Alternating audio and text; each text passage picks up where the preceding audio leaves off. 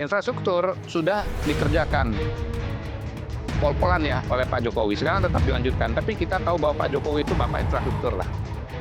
Nah, Pak Prabowo sekarang PR-nya ada di dua itu. Nah, pada hari ini yang paling jelas kita lihat dari berbagai macam program yang ada, yang mudah dilihat masyarakat itu pembangunan SDM. Yang semua saya ceritakan tadi, MBG, mengatasi stunting, meningkatkan IQ, ya kan? SDM, pendidikan, termasuk meningkatkan fasilitas guru dan seterusnya. Kesehatan, itu semua SDM. Jadi nanti insya Allah 2029 itu, Pak Prabowo itu bapak pembangunan SDM. Kalau zamannya Bung Karno dulu, ada simbol orang kecil ya, petani yang namanya Maraen. Di zaman Pak Prabowo ini ada simbol orang kecil yang namanya Naila. Kenapa Pak Prabowo terenyuh dengan Naila? Karena Naila ini walaupun keluarganya sangat sederhana, sangat sederhana, sangat kekurangan, tapi dia masih tersenyum lebar dan sangat manis. Lebih manis daripada senyumnya Zakia. Gitu. Itu yang saya Enggak sih.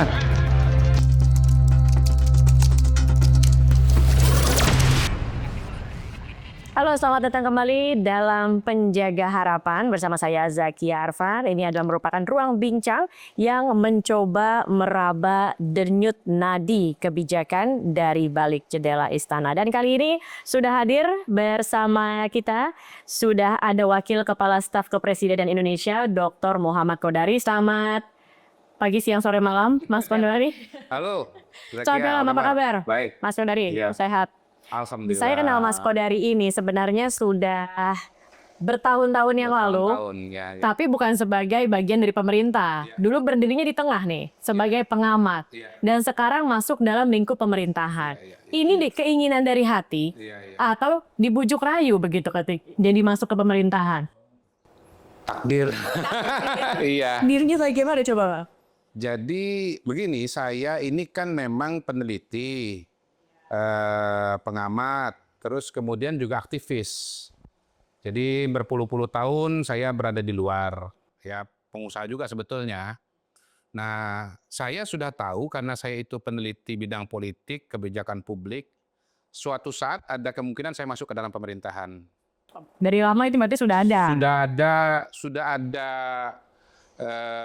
Sudah punya hitungan bahwa ada kemungkinan akan masuk dalam pemerintahan. Karena notabene kan saya bergaul dengan para politisi dan para pengambil kebijakan. Dengan presiden, dengan wakil presiden, dengan menteri, dengan ketua-ketua partai.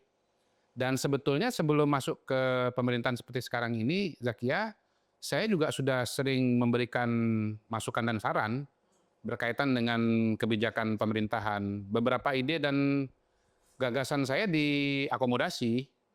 Ini saya lama nggak ceritakan ya, tapi mungkin ini baru pertama kali ini saya cerita di sini bahwa sebetulnya beberapa kebijakan seperti misalnya kartu sembako murah, kartu prakerja, itu dulu saya yang mengusulkan. Oke. Ya.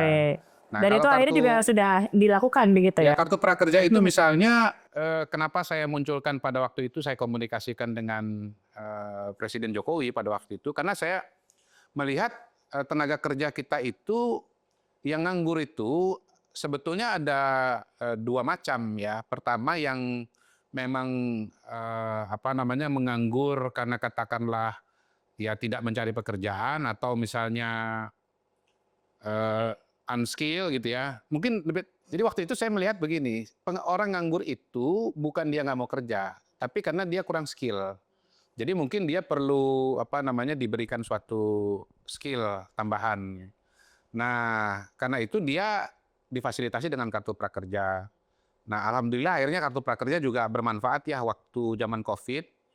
Waktu itu banyak bantuan yang harus diberikan kepada berbagai segmen masyarakat, dan salah satu channel yang kebetulan tersedia pada waktu itu adalah kartu prakerja gitu. Jadi sebetulnya apa yang saya jalankan sekarang ini notabene sudah saya jalankan tapi secara informal dan berada di luar pemerintahan.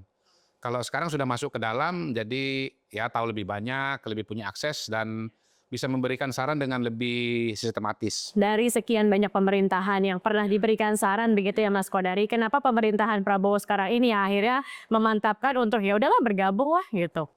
Kembali seperti saya sampaikan di depan, sebetulnya kalau dalam kasus saya, masuk nggak masuk itu bukan keputusan saya, bukan bola dari saya, tapi itu amanah yang diberikan. Ya, tapi kan disambut oleh Mas Kodari begitu. Oh iya, pertama memang karena ya namanya amanah ya, kita harus terima itu sebagai suatu kepercayaan dan karena itu kemudian harus kita jalankan. Yang kedua memang selama ini saya sudah punya kepedulian dan sudah punya perhatian ke arah sana gitu. Tetapi bukan saya yang minta kemudian harus masuk ke dalam dan seterusnya, tapi memang ya mungkin Kembali lagi tadi takdir ya. rekomendasi takbir ya. Mungkin pada saat ada tawaran dan di mana sudah mungkin Mas Kodari di titik kayaknya memang sudah waktunya dia terlibat langsung begitu ya, tidak hanya memberikan saran begitu. Ya, kalaupun misalnya ada refleksi pribadi, memang setelah saya lihat ke belakang, katakanlah misalnya dari saya lulus kuliah tahun 97 ya, belum lama lah ya, hampir 30 tahun yang lalu ya.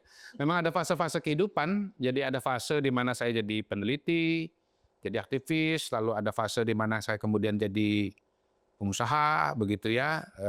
Mungkin sekarang masa atau fase di mana saya masuk ke dalam pemerintahan. Jadi ini bagian dari perjalanan hidup lah. Kalau dulu kan sebagai pengamat begitu ya, namanya juga pengamat, mengamati dari luar, tidak terlibat langsung gitu. Nah sekarang sudah ada di dalam pemerintahan. Ada nggak sih masa-masa Mas Kodari kayak, iya ya dulu ketika jadi pengamat tuh ternyata nggak segampang ini ya. Kayaknya dulu enak aja kita memberikan saran A, B, C gitu. Ternyata realitanya gini. Nah itu tuh ada nggak? Mungkin kalau kita bahasanya kayak ketulahnya, bukan ketulah ya. Tapi seperti kayak, oh ternyata begini ya gitu. Ada nggak sih mungkin di masa transisi ketika berdiri sebagai pengamat dan sekarang sudah berada di pemerintahan lah. Nggak terlalu ya, karena saya dulu memang sudah menyadari juga bahwa suatu keputusan itu keluar itu tidak sesederhana mungkin yang dipersepsi atau dikonstruksi oleh orang dari luar. Yang namanya pemerintah itu pasti dia punya pilihan-pilihan kebijakan dan kita tahu bahwa pilihan-pilihan kebijakan itu sebetulnya amat sangat banyak gitu. Nah, kenapa pilihan A yang diambil bukan yang B misalnya, variabelnya juga banyak gitu. Dan kita juga harus memahami dan tahu bahwa pemerintah itu ada birokrasi, ada teknokrasi yang memang mereka bidangnya tuh itu gitu loh. Jadi mereka memang sudah punya ilmu, sudah punya pengetahuan, sudah punya pengalaman di bidang itu. Tinggal nanti kemudian keputusan mana yang diambil. Ya seperti misalnya strategi pertumbuhan ekonomi misalnya, kan caranya ada banyak. Atau meningkatkan kualitas sumber daya manusia, caranya juga ada banyak gitu. Misalnya sekarang ada yang mengatakan buat apa MBG gitu loh. Kenapa enggak misalnya meningkatkan fasilitas pendidikan kalau memang tujuannya untuk meningkatkan sumber daya manusia. Nah, kalau saya melihat begini, Pak Prabowo itu untuk fasilitas dan dukungan pendidikan juga memang diberikan dan itu nggak kurang-kurang, misalnya renovasi sekolah tahun ini 10.000, kemudian digitalisasi sekolah di mana di sekolah nanti akan diberikan layar-layar lebar yang lewat layar-layar itu nanti akan ada materi-materi pembelajaran yang bagus dengan guru yang berkualitas. Kemudian juga ada sekolah rakyat untuk memfasilitasi anak-anak yang kurang mampu ya, yang Presiden sebut sebagai desil 1 dan desil 2. Desil 1, desil 2 itu ya kira-kira 10% dan 20% terbawah lah dalam sosial ekonomi begitu. Ada juga sekolah untuk anak-anak yang berbakat, anak-anak jenius supaya maksimal potensinya. Tetapi kan begini, kita harus tahu juga bahwa kondisi kesehatan dan kualitas SDM kita itu memang masih sangat-sangat terbatas gitu. Mungkin nggak banyak yang tahu bahwa sampai dengan tahun 2024 ini masih ada sekitar 20% fenomena stunting gitu loh. Nah, stunting itu nggak bisa dijawab dengan bangku sekolah. Harus diberikan gizi ya, diberikan gizi. Itu untuk yang stunting. Lalu kemudian yang mungkin nggak stunting tetapi kita pengen kan tentunya IQ-nya bagus, ya kan? Karena kalau IQ-nya bagus, daya serapnya juga tinggi. Ya. Gurunya bagus, materinya oke, kurikulumnya oke. Tapi kalau daya serapnya kurang kan, yang diserapkan juga terbatas gitu. Jadi untuk meningkatkan kualitas IQ misalnya juga itu diberikan pangan yang bergizi, protein. Kalau mau tahu berapa, kan dulu sempat ramai tuh. Ternyata IQ orang Indonesia tit. Biar nanti audiens saja yang jelasin. Di sendiri atau dicari sendiri berapa. Google sendiri, tulis nanti di kolom IQ-nya. komentar. Temuannya apa? Tapi intinya kita nggak termasuk yang tinggi gitu. Jadi kita mau membangun kualitas sumber daya manusia, mulai dari stunting sampai meningkatkan IQ. Salah Nah, itu satunya kan dengan IQ. memberikan asupan atau Ya, menu yang terus ada berlebih pertanyaan lagi begitu. nih, sekalian nih ya cerita. Nah, kenapa nggak dikasih aja sama yang nggak mampu? Yang mampu udah nggak usah dikasih gitu. Lah mau ngasih gini, kalau dikasih uang, begitu nyampe ke rumah nanti apakah jadi makanan bergizi? Belum tentu juga. Mohon maaf ya dengan segala hormat ya, kita tahu bahwa bantuan sosial pun misalnya banyak yang digunakan untuk tujuan-tujuan yang berbeda dengan yang dimaksudkan misalnya. Misalnya diberikan rokok misalnya ya, bukan untuk diberikan bahan makanan gitu. Nah, oke kalau gitu kirimin makanan. Nah, kesulitannya kan luar biasa tuh ngirimin makanan satu-satu rumah. Oke. Ini aja untuk sekian Secara anggaran bisa lebih ya mahal lagi sekian begitu. dia belum problem teknisnya akan lebih rumit lagi. Sekarang aja untuk memberikan makanan di sekolah yang jumlahnya 450.000 sekolah se-Indonesia itu tidak mudah gitu loh. Nah, balik lagi nih nomor 2 misalnya. Sekarang soal MBG. Sekarang kan desainnya itu adalah dengan dapur umum, di mana direncanakan 83 juta itu akan disalurkan lewat kurang lebih sekitar 30.000 SPPG, Satuan Pelayanan Penyediaan Gizi atau dapur umum lah gitu. Nah itu yang diterapkan sekarang. Tapi kan sebetulnya juga ada cara-cara yang lain. Misalnya dengan menggunakan dapur existing gitu. Jadi nggak perlu bikin baru, tapi menggunakan dapur yang ada. Entah dapur restoran, entah dapur hotel, entah catering yang sudah berdiri. Tinggal nanti diidentifikasi dia kemampuan produksinya berapa. Kalau misalnya SPPG atau dapur umum itu satu SPPG itu 3.500, ya misalnya hotel itu cuma bisa 1.000 ya jangan dipaksakan ya dia melayani 1.000 saja gitu. Yang terakhir kalau kita bicara sekolah-sekolah yang misalnya terpencil atau sulit dijangkau oleh SPPG atau tidak ada catering atau nggak ada dapur restoran, itu mereka mungkin bisa diswakelola atau dapur mandiri gitu. Nah, kenapa kemudian dia diambil konsep SPPG? Mungkin pasti ada pemikiran di situ.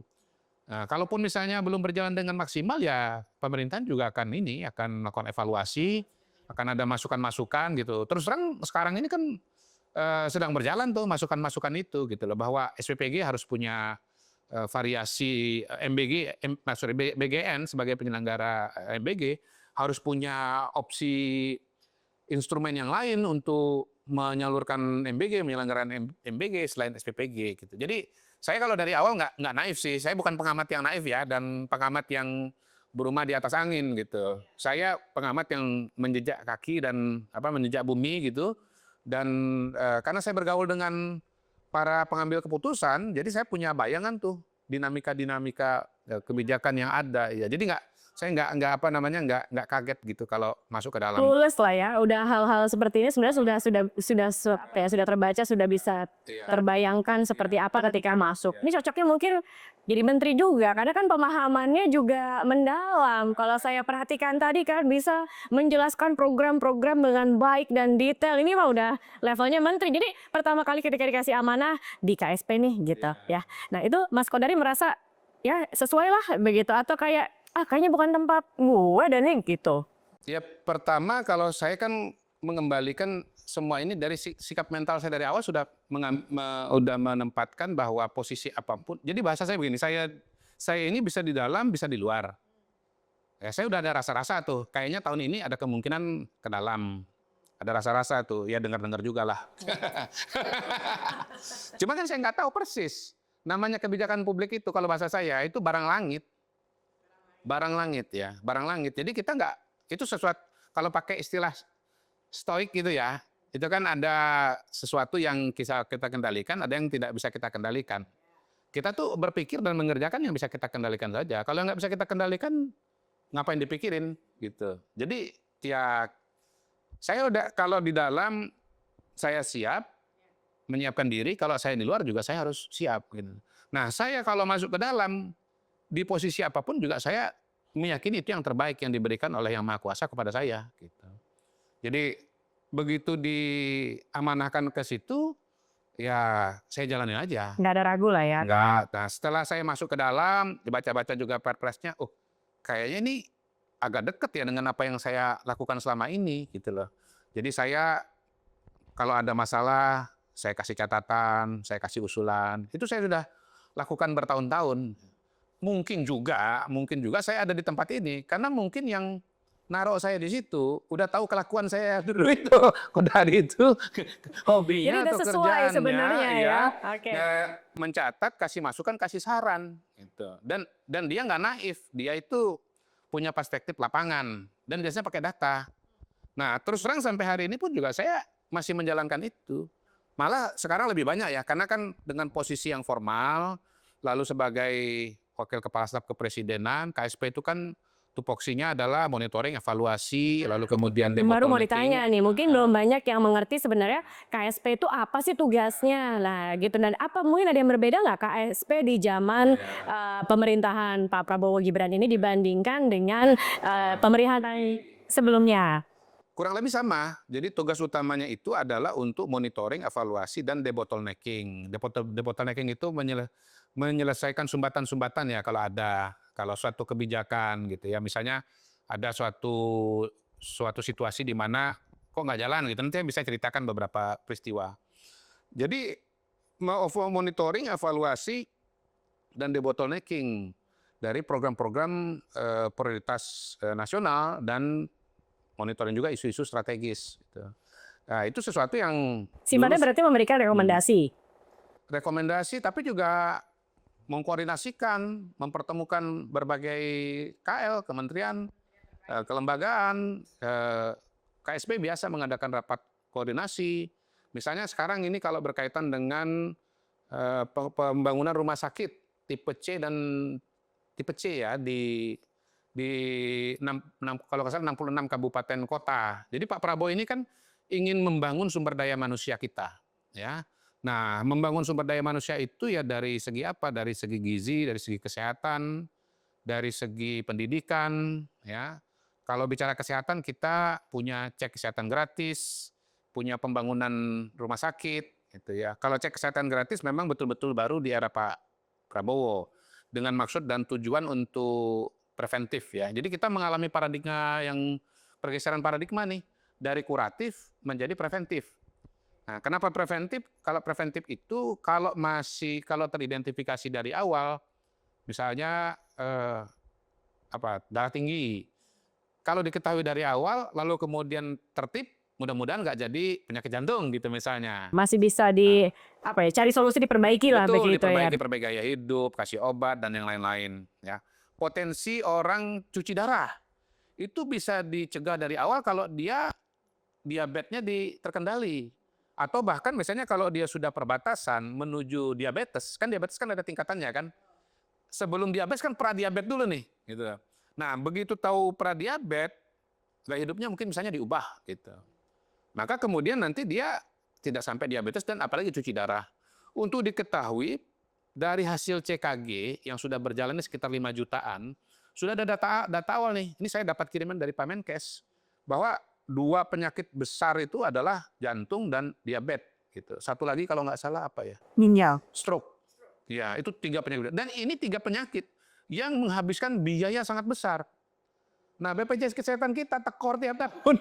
Karena 3 penyakit ini. Penyakit ini yang sekali kena itu kena biaya luar biasa gitu. Dan memang kualitas hidup kan pasti jauh menurun gitu. Nah, kita bicara tentang CKG, tapi kalau sudah terlanjur atau orang sudah sakit, memang fasilitas kesehatan kita itu sebetulnya masih sangat terbatas. Satu-satu harus undang Pak Menkes deh. Sebetulnya Pak Menkes itu menurut saya luar biasa lepas dari pro kontra sekarang ini ya. Kan nanti pasti kita akan undang ya. Nanti kita akan undang satu persatu. Setelah Mas Kodari mungkin habis ini kita undang supaya masih ada benang merahnya nih. Supaya benang merahnya itu keluar itu. Kebetulan beliau juga lagi banyak pro kontranya. Menurut saya harus bicara.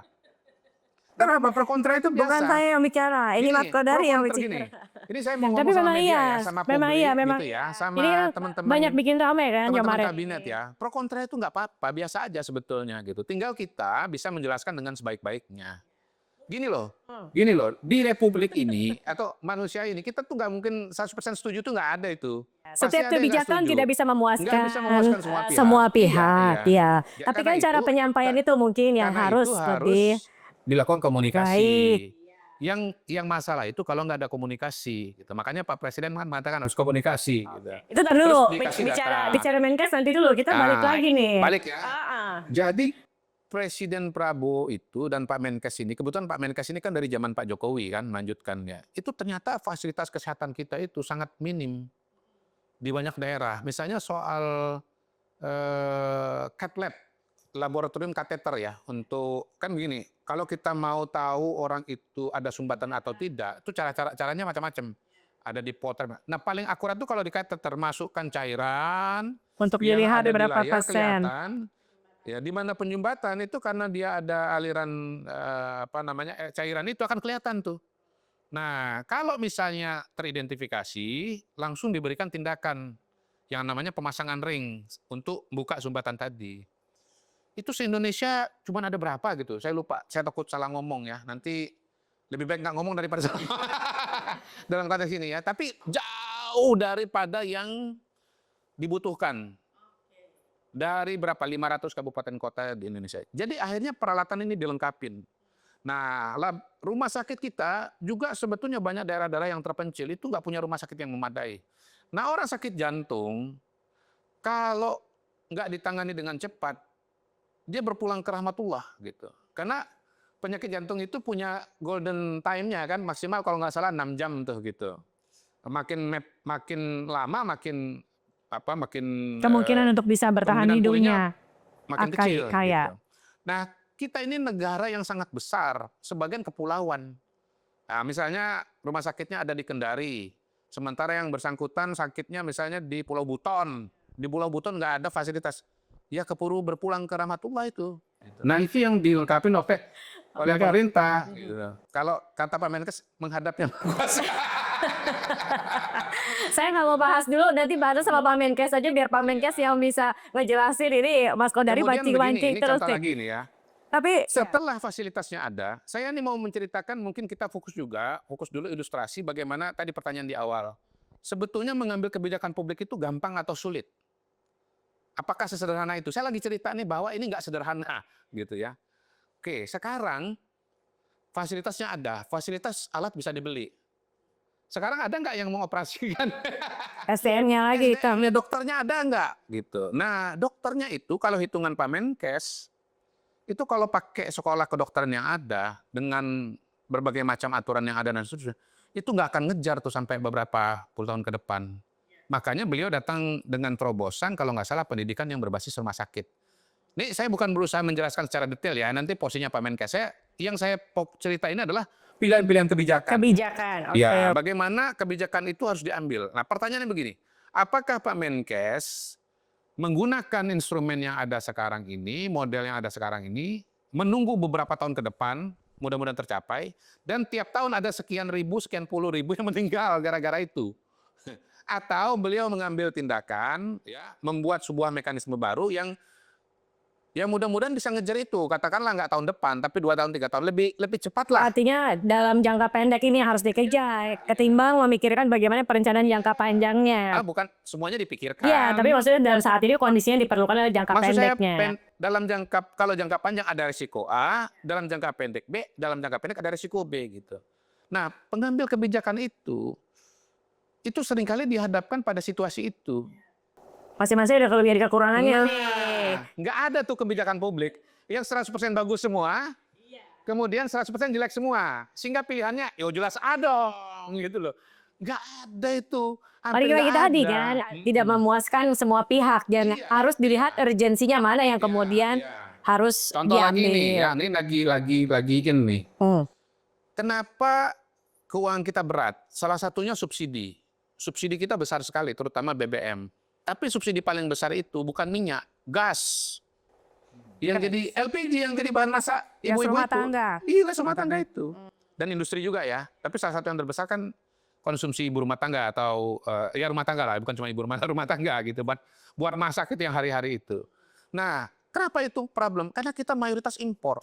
Kalau saya nggak salah nih, kebutuhan kita tiap tahun 70 juta ton kalau nggak salah. Kita cuma bisa produksi dalam negeri 20. 50 harus diimpor ya. Kalau salah mohon maaf ya, Pak SDM ya. Habis Menkes undang ke SDM. Ini isu-isu besar nih ya. Isu-isu besar. Jadi ya. sebenarnya kehadiran Mas Kodari hari ini adalah memberikan inspirasi siapa narsum-narsum berikutnya yang harus dihadirkan. Ya. menurut saya kita angkatlah tema-tema besar yang harus segera dijawab untuk menjaga harapan tadi. Tentu kita sudah punya tema besar, nanti satu persatu akan kita undang. Tapi balik lagi nih ke Mas Kodari tadi kan. Belum selesai. Belum Ini dulu. selesai. Belum. Oke, silakan. Belum Saudara. Apa lagi? Kalau untuk minyak kurang, kita kan kebutuhan 1,6 juta, ya. Sekarang 600.000. PR kita gede banget loh, 1 juta. Pak Bahlil dengan berbagai macam cara, termasuk misalnya ya sumur-sumur yang sudah ada, termasuk sumur-sumur tua, berusaha untuk di-recovery, disuntik, atau macam-macam teknologi lah, menggunakan teknologi. Kalau soal LPG, kita nggak bisa memang mencapai seluruhnya, karena LPG kita itu potensialnya terbatas. Makanya kita impor. Jangan ditanya ya, kenapa, kalau memang gitu situasinya, kenapa dari dulu kita impor gitu kan?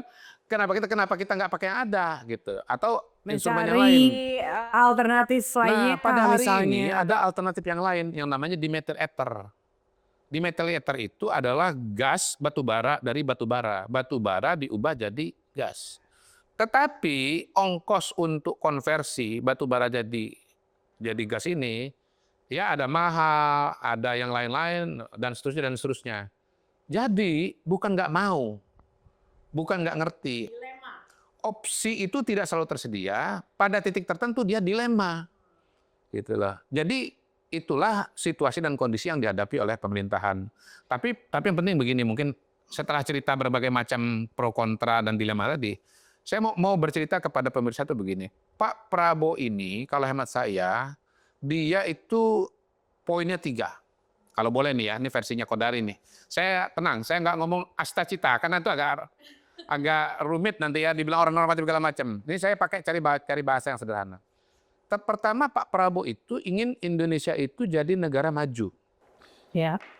Kan udah ada targetnya di Tahun negara maju. 2045. 2045. Iya, bener banget. Makanya Pak Prabowo ini meneruskan Pak Jokowi. Dan yang menang itu kan artinya rakyat Indonesia kan percaya dan mau Indonesia maju kan 2045. Nah, untuk Indonesia maju 2045 itu caranya itu ada 3. Pertama dengan pembangunan infrastruktur, 2 pembangunan sumber daya manusia, ketiga pembangunan kelembagaan. Infrastruktur sudah dikerjakan pol-polan ya oleh Pak Jokowi. Sekarang tetap dilanjutkan, tapi kita tahu bahwa Pak Jokowi itu bapak infrastruktur lah. Gitu. Nah, Pak Prabowo sekarang PR-nya ada di 2 itu. Nah, pada hari ini yang paling jelas kita lihat dari berbagai macam program yang ada, yang mudah di atas masyarakat itu pembangunan SDM. Yang semua saya ceritakan tadi, MBG, mengatasi stunting, meningkatkan IQ, ya kan? SDM, pendidikan, termasuk meningkatkan fasilitas guru dan seterusnya. Kesehatan, itu semua SDM. Jadi nanti insya Allah 2029 itu Pak Prabowo itu bapak pembangunan SDM. Insya Allah bapak pembangunan SDM. Jadi semua itu dikerjakan untuk membangun Indonesia maju. Yang kedua, Pak Prabowo ini punya keberpihakan yang kuat sekali kepada rakyat menengah ke bawah. Rakyat menengah ke bawah. Kalau zamannya Bung Karno dulu ada simbol orang kecil ya, petani yang namanya Marhaen. Di zaman Pak Prabowo ini ada simbol orang kecil yang namanya Naila. Naila. Siapa Naila? Nah, ini harus diperkenalkan nih Naila. Naila itu adalah seorang anak kecil perempuan di Makassar, datang dari keluarga tadi persentil bukan persentil, desil 1. Penghasilan orang tuanya cuma 1 juta 1 bulan, anggota keluarga ada 5. Rumahnya sangat sederhana, menyedihkan. Kenapa Pak Prabowo terenyuh dengan Naila? Karena Naila ini walaupun keluarganya sangat sederhana, sangat kekurangan, tapi dia masih tersenyum lebar dan sangat manis. Lebih manis daripada senyumnya Zakia. Gitu. Saya nggak bisa bantah lah ya. Nanti lihatlah Naila.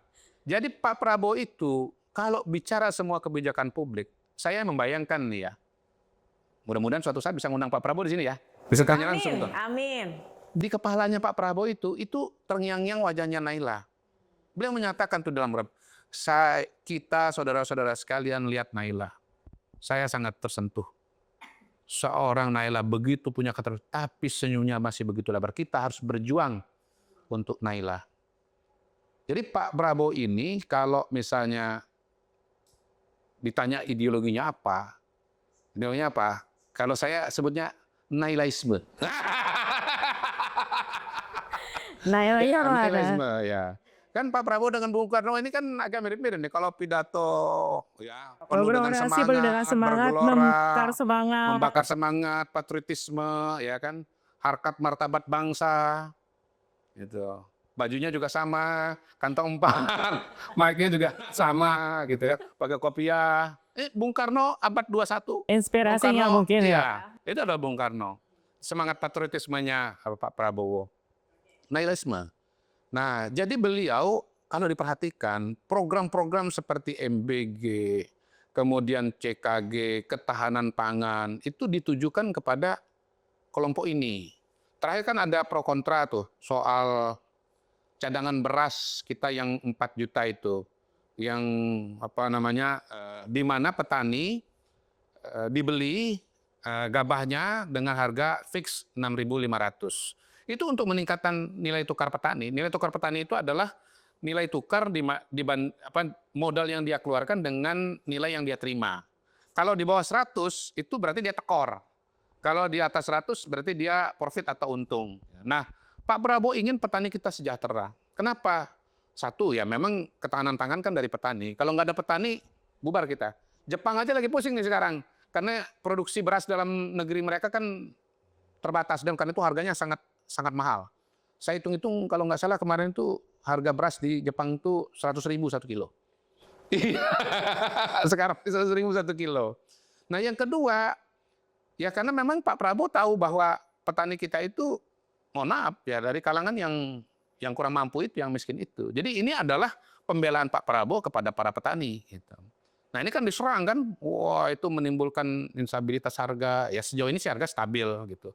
Menyebabkan kualitas beras tercampur antara yang jelek dengan yang bagus. Kasihan petani yang sudah bagus. Padahal kan sebetulnya 6.500 itu harga terendah. Kalau kualitasnya bagus, harganya lebih tinggi ya. Nah, terakhir Pak Prabowo tuh tahu bahwa untuk bisa mensejahterakan Naila, untuk bisa membuat kualitas SDM Indonesia itu bagus, perlu biaya. Karena itu kita harus bisa meningkatkan pertumbuhan ekonomi supaya punya uang untuk membiayai program-program yang ditujukan untuk rakyat itu. Nah, pertumbuhan ekonomi itu ada di kepala Pak Prabowo dengan sangat kuat, makanya muncul Danantara, ya kan, dibuatlah sebuah entitas yang satu diharapkan bisa mengelola BUMN kita dengan lebih profesional. Kalau lebih profesional, BUMN-nya sehat. Kalau sehat, profitnya tinggi kan gitu. Nah, profit yang diperoleh dari BUMN yang sehat-sehat ini nanti ditaruh di sayap investasi. Oke. Uang investasi nanti dipakai untuk program-program strategis yang bisa meningkatkan kualitas, yang bisa meningkatkan nilai tambah. Terutama dan misalnya program-program hilirisasi. Kalau sekarang program hilirisasi kita nunggu dari luar, investasi dari luar. Nanti dibilang asing lagi kan begitu kan? Nah, tapi kalau duitnya dari kita kan ya berarti murni dari kita. Kita juga punya kebebasan. Nanti kalau hilirisasi berjalan, barang mentah yang tadinya harganya 100 misalnya. Begitu sudah diolah, naiknya jadi 3.000, naiknya jadi 30.000, angkanya berlipat-lipat. Nah uangnya itu buat apa? Untuk kas negara, untuk program-program pemerintahan. Jadi saya kira 3 itu. Jadi keberpihakan pada pembangunan SDM, kemudian keberpihakan kepada orang kecil, kepada Naila, garis miring Nailaisme gitu kan ya. Dan yang ketiga itu adalah ya bagaimana bisa meningkatkan pertumbuhan ekonomi. Oke.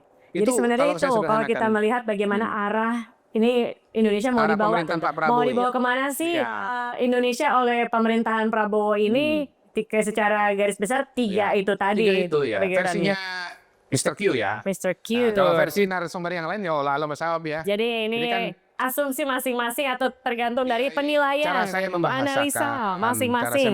Tapi biasanya kalau Mr. Q analisa sih benar, akurat sih biasanya. Sejauh saya pernah wawancara Mas Kodari sih ya oke lah, analisanya boleh lah kita pegang, bisa dipercaya.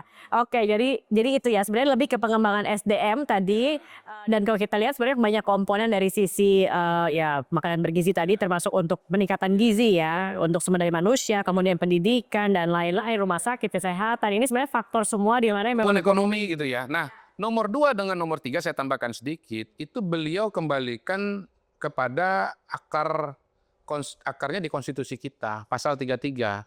Nah, Mas Surya tapi dengan kan Mas Kodari sendiri udah menganalisa mungkin ya, apa yang dibutuhkan, kemudian seperti apa kira-kira program yang terbaik mungkin ya, bukan yang paling sempurna tapi terbaik dengan kondisi yang ada dan lain-lain. Tapi yang namanya hambatan-hambatan pasti ada dong, entah itu dari eksternal, internal, mungkin juga untuk Cuma orang mati yang nggak ada hambatan. Di dunia, di atas juga bisa ada hambatan. Jadi kalau melihat hambatannya terutama di internal mungkin ya, antar lembaga untuk bisa mengkolaborasi dan lain-lain terhadap program-program ini, sejauh ini apa yang Ya kalau dari Pak Prabowo sendiri, beliau sudah mengingatkan misalnya birokrasi, tolong efisien, ya, yang mudah jangan dipersulit, gitu ya, yang sulit tolong dipermudah, gitu. Dan beliau sudah walk the talk. Jadi waktu itu pernah KSP karena mendapatkan masukan dari masyarakat mengusulkan agar tunjangan guru yang tadinya dari pemerintah pusat harus lewat bank daerah dulu, lewat pemerintah daerah dulu, kita usulkan langsung saja ke guru, langsung ke rekening guru gitu. Nah, kenapa kita usulkan ke rekening guru? Pertama memang mekanisme itu dimungkinkan. Jadi ngapain lagi belok-belok kiri, belok-belok kanan kan, mampir-mampir dulu kan. Yang kedua memang realitanya sebagaimana dikeluhkan oleh teman-teman guru, begitu mampir dulu ke pemerintah daerah, itu dia mengalami pengunduran. Bisa sebulan, 2 bulan, kadang-kadang lewat tahun. Gitu. Nah, usulan ini begitu dikomunikasikan KSP dengan para pihak, dengan KL, dengan Kementerian Diknasmen, oke, setuju. Dengan keuangan, seneng malah, bagus gitu, ngapain lagi ke sana-sana gitu. Ke Kemendagri, ya pasti ada pro kontra ya, tapi Pak Tito oke, Pak Mendagri. Akhirnya berjalan dan diresmikan Pak Prabowo, dan Pak Prabowo mengatakan, ya kalau bisa dipermudah jangan dipersulit gitu. Dan tentu kita yang kedua tentu bicara kualitas SDM, kualitas birokrasi, mungkin etos kerja, ya beliau kalau nggak salah pernah mengatakan baru-baru ini yang nggak sanggup menyesuaikan atau itu semacam itulah, saya lupa diksinya, ya stop aja atau minggir aja kan kira-kira begitu. Jadi Pak Prabowo itu maunya cepat gitu, yang bisa dikerjakan cepat ya segera cepat. Tapi memang begini sih. tapi nggak sulit berarti ya untuk ya dari KSP sendiri untuk menjaga sebagai perekat antar kelembagaan negara. Pasti ada kesulitannya. Buat Mas Kodari sepertinya nggak terlalu sulit. Ada kesulitannya juga. Pasti ada kesulitan. Pertama begini, satu masalah birokrasi kan masalah yang klasik ya. Saya kira juga sampai hari ini dengan sosok Pak Prabowo yang galak pun juga belum tentu cepat selesai. Yang kedua, kan urusan-urusan ini biasanya tidak melibatkan satu KL, melibatkan banyak KL. Contoh nih, sekolah rakyat yang sudah pernah dibahas ini juga. Sekolah rakyat itu yang menjadi pengampunya adalah Kementerian Sosial. Tapi ya gurunya, kurikulumnya itu dari Diknasmen. Untuk asramanya dari Kementerian Agama gitu. Tapi alhamdulillah sih, saya pernah ikut rapat sekolah rakyat sampai sejauh ini saya lihat perencanaannya cukup komprehensif. Pak Sekjen, Pak Robben Riko namanya, ini nggak apa-apa nyebut nama ya, bagus ya. Saya lihat beliau pengalaman birokrasinya panjang, kemudian antisipasinya juga luar biasa dan komunikasinya juga bagus dan lancar. Jadi seringkali kadang-kadang pada isu tertentu komunikasi itu karena melibatkan banyak pihak, ya namanya komunikasi atau koordinasi kan agak rumit lah. Tapi begini juga, nih soal kendalanya menurut saya perlu disampaikan. Memang ada variasi juga sih antar lembaga sih hemat saya. Ada yang perencanaannya sudah lengkap, tapi ada juga perencanaannya yang kurang lengkap. Kurang lengkap itu maksudnya begini, kurang komprehensif secara secara hierarki, secara distribusi tugas, secara persiapan perencanaan personalia, secara persiapan keuangan gitu. Itu ada yang kayak begitu, itu ada gitu. Dan ya justru KSP itu yang membantu yang semacam ini, walaupun tentu KSP juga punya keterbatasan ya. Kalau masalahnya terlalu berat kan juga nggak bisa. Tapi intinya kita berusaha selalu kasih masukan dan saran. Misalnya soal MBG kita kasih masukan saran beberapa metode gitu ya. Terus tadi bicara tadi kami di kantor internal KSP bicara mengenai koperasi desa. Kita juga punya beberapa ide dan gagasan yang nanti mau disampaikan ke dalam kepada Kementerian Koperasi, kepada Kementerian Desa, kepada Kemenkopangan yang menjadi koordinatornya. Terakhir ini Mas Kodari, aku sih melihatnya Mas Kodari memang sudah pas lah kayaknya untuk di posisi ini dengan kita tahu bagaimana sepak terjang selama menjadi pengamat dan lain-lain begitu Bang. Tapi kan kita melihat juga dari Sepak masyarakat aja sih nerjang enggak sih? lebih enak di sepak yang terjang ya. Oke. Nah, saya juga ingin nih sebelum kita akhiri diskusi kita sebenarnya masih pengen ngobrol banyak kalau sama Mas Kodari nih ya. Banyak banget yang bisa diulik tapi memang durasi kita terbatas. Terakhir, kita tahu kalau juga masih ada yang skeptis begitu ya dengan pemerintah, terutama juga anak-anak muda. Mungkin ada pesan dari Mas Kodari sendiri, apa yang bisa mungkin Mas Kodari yakinkan juga terhadap mungkin anak-anak muda ya, ataupun siapapun yang masih skeptis terhadap apa yang menjadi program dan perencanaan pemerintah. Tentu untuk menjalankan program tidak bisa dalam waktu 1 bulan 1 tahun ya. Ini kan sesuatu yang memang satu sama lain saling bisa berkaitan dan kita harus menunggu waktu untuk bisa benar-benar sempurna dan lain-lain melihat hasilnya gitu. Dari Mas Kodari apa yang Ya saya mungkin sampaikan? bincang-bincang kita kali ini adalah salah satu cara ya untuk menjelaskan kepada generasi muda bahwa presiden itu punya visi yang sangat kuat tentang Indonesia itu mau dibawa kemana dan bagaimana caranya. Yang 3 hal tadi itu yang saya sebutkan tadi. Yang mungkin semua belum tahu. Yang kedua mungkin setelah mendengar cerita bahwa pengambilan kebijakan itu pasti selalu diawali dengan niat baik, selalu diawali dengan beberapa perencanaan, bahwa kemudian perencanaan yang diambil dan dilaksanakan belum berhasil, ya di dunia ini yang bisa kita lakukan itu adalah berusaha. Ya, berusaha. Berusaha itu belum tentu berhasil. Tapi tidak berusaha sudah pasti gagal. Nah, ini juga termasuk pesan saya kepada anak muda. Anak muda itu harus berusaha. Pak, berusaha belum tentu berhasil. Iya, tapi kalau nggak berusaha pasti gagal.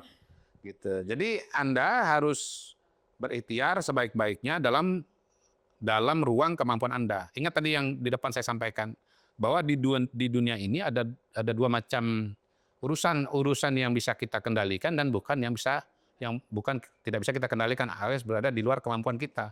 Nah, kita lakukanlah yang bisa dalam kemampuan kita, rajin belajar, disiplin, berusaha mengidentifikasi kekuatan kita gitu. Saya barusan belajar di buku. Saya ini masih terus belajar dan terus membaca buku. Jangan bicara passion, karena passion itu belum tentu kekuatan gitu. Tapi kalau bicara kekuatan, hampir pasti kita passion di situ. Identifikasi kekuatanmu di mana. Insya Allah itulah akan menjadi karir terbaik untuk kamu. Biasanya ya kekuatan atau kesukaan, ya kita selain mampu juga biasanya hobi gitu. Dan bisa berubah-ubah. Iya. Bisa berubah-ubah juga namanya kesukaan. Tapi begini, kalau kemampuan itu biasanya nggak berubah, itu kita ya punya bakat, punya kecenderungan. Nah, kalau kita bisa mengidentifikasi itu dari jauh-jauh hari, kita nggak akan bingung. Terutama yang muda banget ya, masih SMP, SMA gitu. Kalau kuliah agak semi-semi terlambat sih, walaupun belum terlambat sama sekali. Saya aja juga dulu jurusan psikologi, tahun kedua merasa, wah saya minatnya politik gitu. Untung cepet ya, gitu. Jadi cepat sadar gitu. Terus dari tahun kedua, ketiga saya udah sadar bahwa minat saya riset. Kalau saya ditanya kenapa pekerjaan saya riset, ya karena memang itu kekuatan saya dan itu hobi saya. Kenapa data itu hobi saya dan minat saya dari dulu gitu. Dan memang saya menjalankan karir yang sesuai dengan kekuatan dan minat saya. Ya, kalau Anda ketemu minat Anda, kekuatan Anda, hobi Anda, you don't have to work for the rest of your life. Namanya ngerjain hobi. Hobi kan ya santai, enak. Gitu bentuknya. Oke, Mas Kodari, terima kasih banyak buat kehadirannya, untuk waktunya dan juga banyak sekali tadi yang sudah disampaikan. Ini memang bisa menambah perspektif baru untuk kita juga begitu ya, bahwa kita mungkin yang berada di luar dari pemerintahan, tentu kita juga boleh dong mengkritisi, boleh dong memberikan masukan. Jadi nanti narasumbernya ditanya aja, bukan cuman ini program ini apa bagaimana. Tanya aja, sebetulnya pilihannya seperti apa? Ada nggak pilihan-pilihan kebijakan yang Anda hadapi ketika sebelum ini diputuskan gitu? Lebih kurangnya apa? Pastilah. Masyarakat masih akan tentu tetap mengawal, tentu akan memberikan masukan, tentu akan mengkritisi, tetapi semoga juga dari pemerintahan tadi dengan program-program yang ada, dengan niat yang baik, dan saat ini sudah satu persatu dijalankan, bisa membangun Indonesia menjadi lebih baik lagi begitu. Jadi kita saling bersinambungan. Terima kasih banyak Mas Kodari atas kehadirannya, dan itulah teman-teman penjaga harapan. Kita tadi sudah mendengarkan bagaimana Mas Kodari yang dulunya merupakan pengamat, orang di tengah, orang yang mengamati, yang memberikan kritikan dan masukan, dan sekarang berada di tengah-tengah pemerintahan kekuasaan, ternyata memang tadi dikatakan ini semacam takdir, memang sudah dalam fase kehidupan dan banyak pemikiran-pemikiran dan kemampuan dari Mas Kondari sendiri yang akhirnya dibutuhkan dalam pemerintah saat ini, dan mudah-mudahan ini juga bisa dilakukan oleh banyak anak muda ya Mas ya, tidak hanya memiliki kemampuan tapi bisa ikut terlibat untuk membangun Indonesia menjadi lebih baik lagi. Kita jumpa lagi di episode berikutnya. Saya Zaki Arfan, sampai jumpa. Terima kasih Mas Kondari.